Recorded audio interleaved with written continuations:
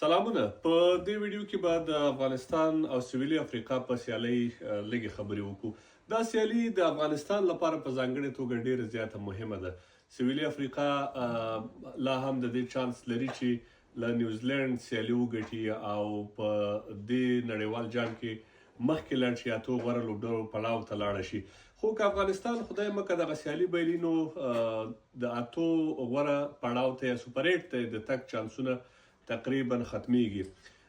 په دغه سیالي په احمد آباد لوبغالي کې د کم لوبغالی چې د نندارچیانو له پلوه غټ لوبغالی دی، هلته ډېر خلک ځایږي.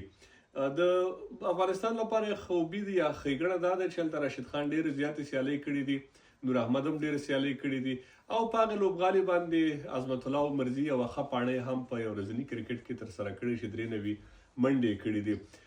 خو د سویلي افریقا لوبډلې ته چې کتل کیږي، د هغوی کمبینیشن ته چې کتل کیږي، یوه پیاوړې لوبډله بریښي.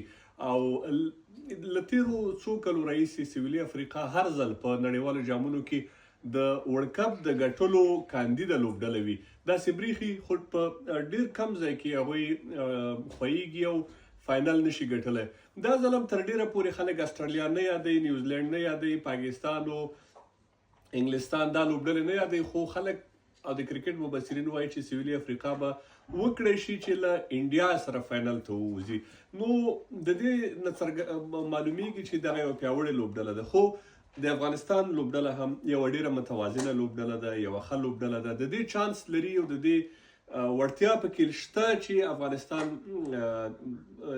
سویلي افریقا ته ماتې ورکړي. خو د ورځې سیالي ده، د هند د احمد آباد تودوخه، ورسره دغه غټ لوبغالی، حتمن 2 ډوله پیچونه دي، هلته تورې خاورې پیچ دی، د سرې خاورې پیچ دی. د تورې خاورې په پیچ باندې سپین هم کیږي، بیټینګ هم کیږي. اول بیټینګ پې اسانه کیږي، وروسته بیا ویکټه سلو کیږي، سپینرانو ته مرسته کوي.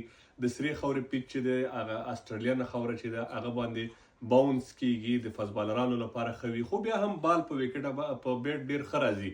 نو های سکور گیم 180 یا 180 پورې سکور به ښه سکور وي، او که افغانستان ټاس ګټي، بیټینګ به ورته بیا هم ښه وي.